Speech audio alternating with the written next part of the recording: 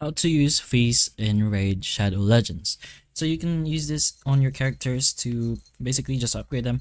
Now I'm on a random account right now, but if you want to go ahead and use your Feast, you can directly go ahead in your tavern over here and just choose whichever champion you want.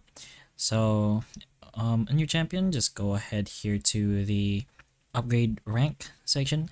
So you can upgrade this champion rank. Champion's supposed to be at the maximum level for the rank to be able to upgrade that rank. So you have to put that in mind first. But if you want to go ahead and use a feast, it's pretty much done over here. So there are different types over here. These are chickens though. But this is a feast, which instantly takes a champion to rank 6.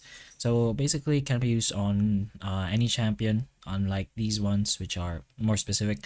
But once they follow the prerequisites to be able to use or upgrade the rank, you will be able to use these feasts on basically any champion in game, even on rare runs.